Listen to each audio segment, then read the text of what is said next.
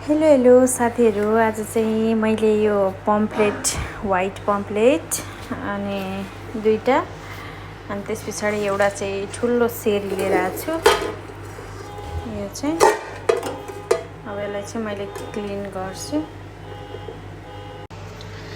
अब यसलाई क्लिन गर्नको लागि चाहिँ मैले यहाँनिर सिजर अनि त्यस पछाडि यसले चाहिँ त्यो सेरी फिसको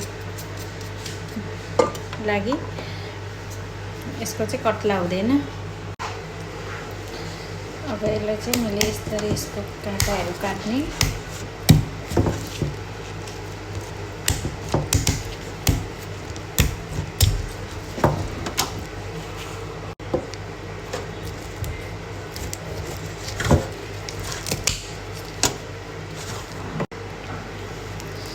साथीहरू, यसको अगाडिको चाहिँ कति साह्रो हो क्या काट्नलाई।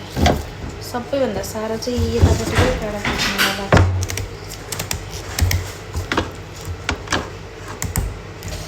साह्रो हो।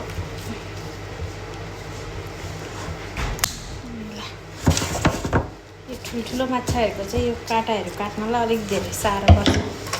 अब यसले मैले यसको कत्लाहरू उकाउँछु। ल है साथीहरू, मैले चाहिँ यो फिस क्लिन गरिसकेँ। यो चाहिँ फ्रेस सेरी हो। यसलाई चाहिँ मैले ग्रिल बनाउँछु।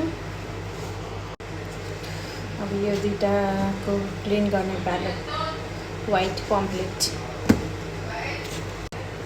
यसलाई चाहिँ मैले क्लिन गर्न लागिरहेको छु। यसको चाहिँ यो पखेटा काट्ने दुईपट्टि।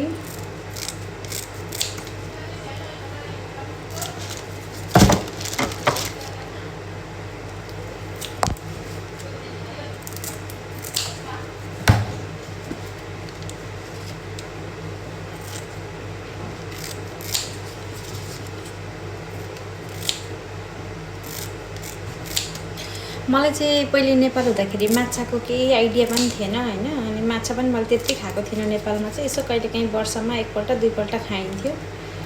तर यहाँ दुबई आएपछि चाहिँ मैले यो माछा खानु, माछाहरू धेरै नामहरू पनि चिने।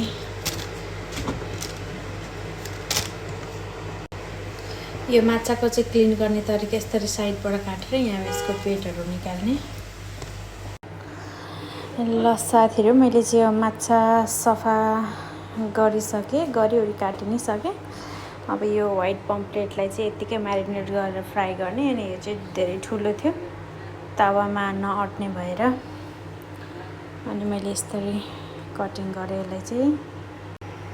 यसलाई चाहिँ मैले हल्का म्यारिनेट गरेको छु फिस मसलाहरू अनि हल्दी र नुनहरू हालेर।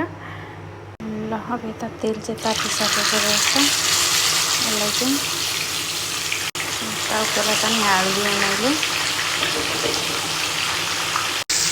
यसलाई चाहिँ मैले फर्काइदिएँ। यसको चाहिँ आज ग्रिल बन्नेवाला थियो साथीहरू। मैले यसलाई चाहिँ फ्राई नै गर्दैछु, किनभने ग्रिल टाइम लाग्छ 1 घन्टाभन्दा धेरै। त्यही भएर यो चाहिँ अब भोलिको लागि फ्रिजमा राखिदिन्छु म। यो चाहिँ अब यसलाई चाहिँ मैले फ्रिजमा राखिदिएँ।